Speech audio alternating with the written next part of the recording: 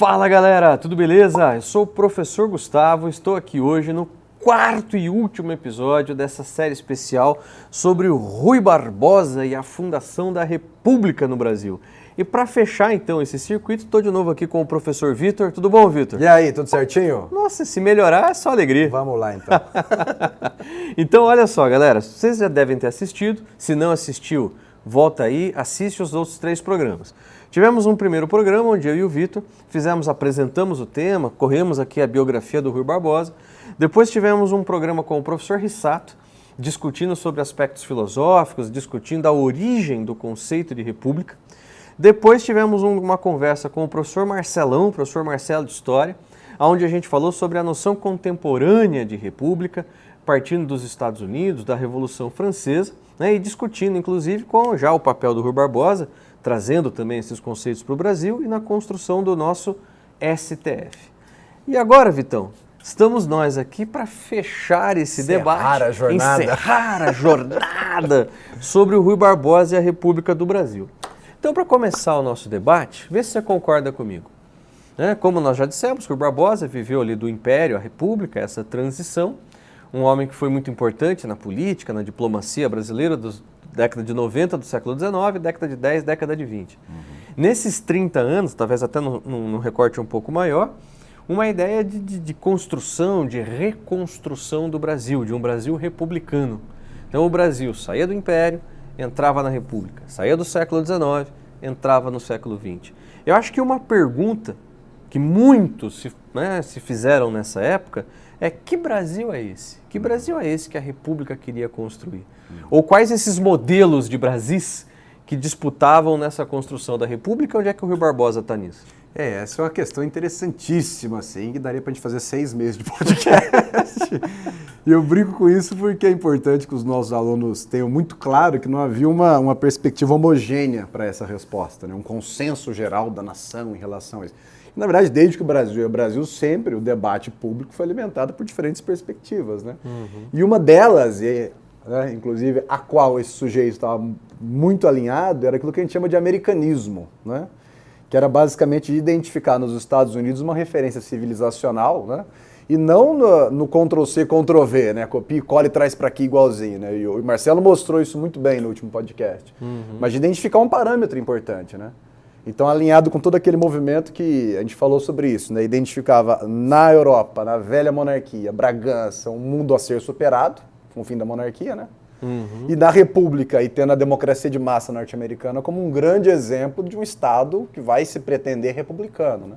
Certo. Então você tem esse realinhamento, digamos, de Londres para Washington, assim, pensando que Brasil é esse, né? Então ele se insere um pouco nesse debate que é público e político também, né? Não é só na esfera do Senado, das instituições, mas também no espaço público. Tem um monte de gente ali que vai ajudar a pensar isso, né? E esse realinhamento, eu achei legal o que você falou, esse realinhamento de Londres para Washington. De certa forma, o mundo vivia isso, né? Esse americanismo, nesse, primeira metade do século XX, então é uma coisa do mundo. Eu posso dizer que esse modelo do qual o Rui Barbosa faz parte é um modelo liberal? Ah, sem dúvida nenhuma. Você tem uma forte influência liberal norte-americana que vem aqui, né? A própria Constituição de 1891, o sentido faz parte, traz lá os Estados Unidos do Brasil, né? E alguns elementos liberais importantes. Como, por exemplo, a estruturação de 3 poderes, né? Quando você extingue o poder moderador e sustenta 3 poderes harmônicos, independentes entre si, que bebe dado a fala do Rissato, né? No segundo podcast. É uma construção que vem do século XVIII e começa a se materializar no Brasil. E que mostra a construção do país como é hoje, né? Ele é bicameral desde 1891, né? Já estava naquela Constituição. Então veja que algumas das questões liberais que são postas, eles chegam até hoje. E isso vem também, insisto, né, desde um debate imperial, né? Com Tavares Barços, por exemplo, onde estão olhando para os Estados Unidos assim e falam: olha, existe ali é muito melhor, digamos assim. Existe alguma coisa ali que pode servir de modelo. Tem um documento que é clássico, né, para a molecada ir atrás, ler pelo menos alguns trechos, que é o Manifesto Republicano de 1870, né? Acho que ele tem uma crítica muito dura à monarquia e já um apontamento para essa tendência, digamos assim, republicana, no sentido, inclusive na República, na Primeira República, né, de identificar lá no federalismo o modelo de organização do país, né? Isso vem de alguma medida para lá. E eu acho que esse ponto a gente consegue observar muito claramente no tema da educação, né? Quando a gente olha para o Rui Barbosa, Você usou no nosso primeiro podcast, no primeiro que a gente inaugura aqui, um termo, não sei se foi esse, mas algo do tipo, assim, né? Homem multifacetado, né? E foi um cara também que discutiu educação da época dele. Eu acho que dentro da educação a gente consegue observar que modelo liberal era de maneira um pouco mais concreta, assim. Porque se a gente fala em liberalismo, a gente está pressupondo que existe uma figura de um cidadão, né, que é a fonte do poder, né? A partir da qual o poder, a soberania é emanada, né? E o Marcelo discutiu um pouco sobre isso. Você vai ter mandatos muito bem estabelecidos a partir de uma democracia que vai surgir, com todas as contradições e os problemas que a gente já discutiu, inclusive, né? Mas que cidadão é esse? Então, para pensar a formação de uma cidadania, e mais do que isso, né, de um modelo educacional, existia por trás, como a gente está falando, uma ideia de Brasil a ser alcançada. Isso é bonito de ver, porque alguém que está pensando... Veja, é muito grande isso, né? A pretensão é muito grande, né? É a resposta para a tua pergunta inicial, né? Que país nós vamos construir? Que país é esse? Como diria Renato Russo, né? Mas você falou uma coisa, então, quer dizer, esse modelo, tem um dos modelos, né, um modelo defendido pelo Rui Barbosa, tem os Estados Unidos como molde, como exemplo.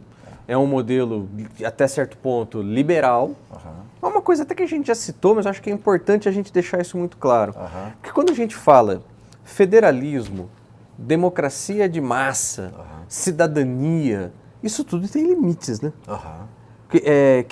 Como é que era essa questão, entendeu? Como é que no começo do século XX se via? Porque a gente tem um analfabetismo gigante, que a gente até discutiu lá no primeiro podcast. Né? A exclusão das mulheres.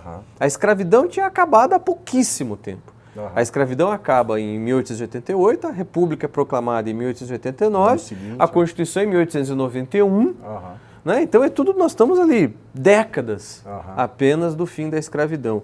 Então, qual que era o limite para essa democracia? Qual que era o limite desse liberalismo que se colocava para o Brasil? Essa é uma questão boa. Por exemplo, a gente toca no tema da escravidão e a gente consegue perceber essa simbiose ou a configuração, digamos, de um antigo espaço colonial dentro de um modelo liberal, republicano e tal, né? Mesmo no Império já era muito claro. Acho que o grande exemplo para a galera ter assim muito claro na cabeça é a lei do ventre livre. Né? Então, quando a gente lê o primeiro artigo lá, né, são considerados, depois de 8 anos, livres, os filhos de mãe escrava e tal. E a criança tinha que ficar sob a tutela do senhor e da mãe. Aí vem o primeiro parágrafo desse artigo e diz o seguinte, olha, até os 8 anos quem cuida é o senhor da mãe. Aí ele tem que fazer uma escolha de ou usar o trabalho daquele indivíduo até os 21, ou ele ganha do Estado uma indenização por já conferir a liberdade. Né? O que significa isso? O Estado não afeta a propriedade. O escravo ele é compreendido como uma propriedade. Então o Estado não pode simplesmente violar a propriedade sem indenizar. Né? Veja, isso é um princípio liberal. Esse é um princípio liberal. Mas conjugado numa sociedade escravocrata. Então isso já está muito claro para ti quais são os limites. Que país é esse? Né? Desde o começo. Exato, isso que a gente chama de uma arquitetura da desigualdade. A lei do ventre livre mostra um pouco sobre isso. Isso vai ser carregado. Né? E se você imaginar, a lei do ventre livre é de 1871. Né? Pós-guerra do Paraguai ali. Né? Então quer dizer que um escravizado que nascesse ali nessa época, até atingir 21 anos, seria 1892. Exato. Quase nenhum escravizado se tornou liberto pela lei do ventre livre. Exato. É mais uma lei para inglês ver. Né? Mais uma delas. E a próprio fim da escravidão, aonde você simplesmente acaba com uma escravidão, mas sem nenhum tipo de política ativa para inserir aqueles que eram escravizados e que agora serão cidadãos. Exato. E esse debate, tendo em vista os Estados Unidos como modelo ou não, ele é muito importante para a formação do Brasil do final ali, né? Porque, veja, os norte-americanos, por vezes, se constituíam como modelo. Então é muito legal aquele tipo de estudo que mostra como a política brasileira absorvia os discursos congressistas de norte-americanos daquela época. E o mais famoso era o John Calhoun, que era o vice-presidente do governo Andrew Jackson. E era um teórico da escravidão. Teórico assim, olha, por que a escravidão é benéfica para os negros? Né? E o argumento dele era assim, olha, você olha para a tribo africana, eles não são civilizados, pelo menos na América tem algum trabalho. Né? Então é como se o trabalho moralizasse aquela pessoa, via também, né? Mas não só cristianismo, isso fosse benéfico. E esses argumentos chegavam no Brasil. Então isso fazia dos norte-americanos ali um modelo. Só que ao mesmo tempo foi um contramodelo. Porque a tensão da escravidão gerou uma guerra civil. E era o que não se queria no Brasil. No Brasil, perfeito. Então, nesse sentido, os brasileiros foram muito mais bem-sucedidos, do ponto de vista conservador, porque articularam um processo abolicionista que não conduziu para isso uma guerra civil. Quer dizer, evitou-se uma revolta como no Haiti, Exatamente. evitou-se uma guerra civil como nos Estados Unidos, e teve a vitória de um modelo que terminou com a escravidão, mas de forma lenta, gradual, conservadora, Exato, e mantendo uma estrutura desigual. Exatamente, esse é o ponto, né? E aí quando você olha para os Estados Unidos, e esse indivíduo está olhando para isso tudo, né? O Rui Barbosa é um observador e um partícipe dessa discussão, né? Então, mas aí que eu acho que a educação entra. Aí é o ponto central, É o né? ponto central. É. Porque uma vez que não existe mais escravidão no Brasil, né? E que a condição para uma cidadania plena, digamos, a participação eleitoral, passa a ser a alfabetização, a educação passa a ser a principal ferramenta E a condição para se tornar a pré-condição para a cidadania. Exatamente. E como que esse modelo do Rui Barbosa, focado no liberalismo, pensava a educação? E aí ele vai ser um homem importantíssimo que entra, se a gente quiser considerar uma abordagem historiográfica muito contemporânea, né, na circulação de ideias pedagógicas, assim. É importante. Ele vai traduzir um manual que foi apresentado nos Estados Unidos lá na Convenção da Filadélfia, que a gente citou lá no primeiro, né?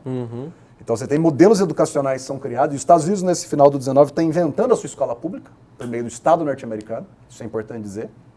E essas propostas de educação norte-americanas começam a circular no Brasil, no final do século XIX, né? E aí é importante que a nossa turma de educação básica tenha muito claro que as ideias não circulam por elas mesmas, né? Sabe, a ideia que a gente tem na cabeça, ela não tem perna, não que tem vai vida sozinha, própria, né? Não tem vida. Como é que as ideias circulam? Ou por meio de imprensa, ou livro, jornal, vamos pensar assim. Então existe um esquema de circulação de mercadorias que fazem com que porque um livro é uma mercadoria, Sim, né? tem preço, né? Tem preço. Mercado. A mercadoria precisa circular para a ideia circular, senão não, né? Não tem como. E é através das próprias pessoas. Então isso é importantíssimo, assim. Então como é que essas ideias circulam e começam a pintar no horizonte pensa assim, da construção social brasileira, a ponto dos brasileiros olharem para a educação norte-americana e falar, olha, é viável, né? Como é que essa educação vem parar aqui? Eu acho que essa é uma questão importante. E que eu dou a resposta, né? Você tem data para isso. É no pós-guerra civil. Que o Brasil experimentou nos anos 70, nos anos 80, uma grande migração de sulistas derrotados na guerra, Olha só. que vem parar aqui. Né? No estado de São Paulo isso foi muito mais forte, a ponto de a gente ter uma cidade chamada Americana, no interior de São Paulo, Santa Bárbara do Oeste, é ali, essa turma vem parar nessa região.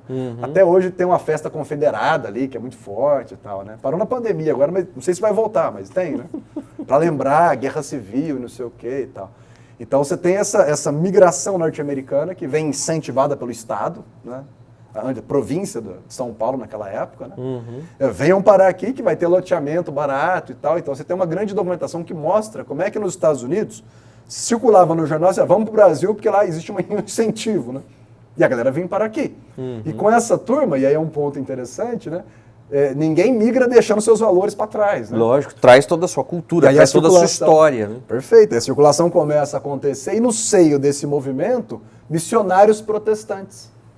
Então é por meio do missionarismo protestante que escolas vão ser fundadas no Brasil, Olha que louco. trazendo métodos pedagógicos norte-americanos, né? É muito claro isso, né? Se a gente olhar para São Paulo, Mackenzie está lá até hoje. Quem fundou foi Horace Lane, né? Fundou um colégio presbiteriano, a faculdade é presbiteriana até hoje. Do lado do Mackenzie tem a Chácara Lane até hoje, tá lá, né? Dá para visitar, etc. E tal. Então olha como é que é interessante. O Rodrigues Alves, né? Antes dele, aliás, a gente vai pensar, Prudente de Moraes, por exemplo, já tinha convidado o Horace Lane para trabalhar naquilo que era a Secretaria de Educação do Estado naquela época. Então você está vendo um conjunto de uma sociedade civil que está olhando para essas escolas norte-americanas e falou, o que está acontecendo aí e tentando trazer esse modelo para cá. E esse repertório, a ponto de fazer conexões, isso é muito legal, né? Com a escola normal que está surgindo naquela época, que é a escola de formação de professores. Então os norte-americanos não raro iam fornecer cursos para os futuros professores que atuariam no Brasil, dentro da escola pública brasileira.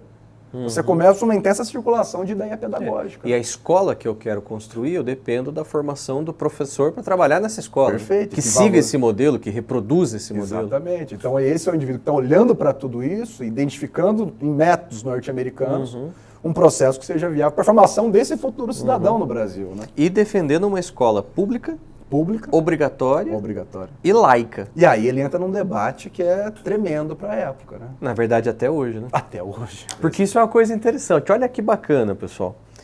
Todos esses temas são absolutamente atuais. Muito atuais. Absolutamente atuais. Se lá em 1900, 1910, 1920 se discutia que Brasil é esse, que educação nós queremos, qual é a noção de cidadania que a gente quer construir, essas mesmas questões se colocam no Brasil de 2023.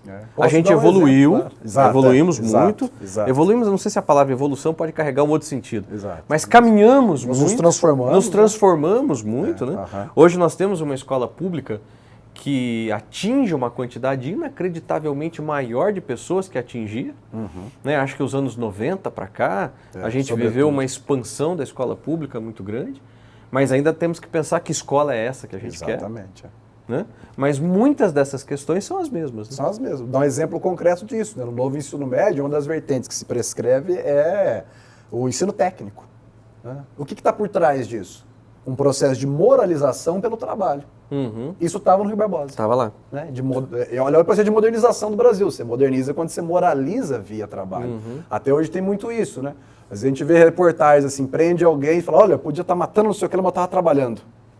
Como se estar trabalhando conferisse uma condição moral para aquele sujeito, né? E isso é muito norte-americano. E né? muito. O Weber discutiu muito, né? A ética protestante, o espírito do capitalismo. Muito norte-americano, muito protestante, exatamente essa onda chegando. Exato, isso está chegando nessa época. Assim, e o debate presente até hoje. O debate está aí até hoje, né? Então, olha só, moçada, como é importante esse debate, de repente, para uma redação, né? Não só para a prova de história, não só para a prova de geografia, não só para a prova de filosofia, de sociologia, para a redação, e muito mais do que isso, né?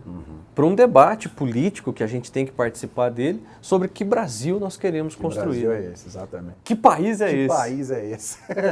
Gente, espero que a gente possa ter colaborado aí com vocês. Se a gente deixou alguma dúvida, coloca aí nos comentários. Gostou do nosso conteúdo? Deixa aquele joinha da amizade, só alegria. Siga a FAAP nas redes sociais. E Vitor, muito obrigado, meu amigo. Legal só demais. Alegria. Moçada, até o próximo FAPcast. Valeu. Um abraço, valeu.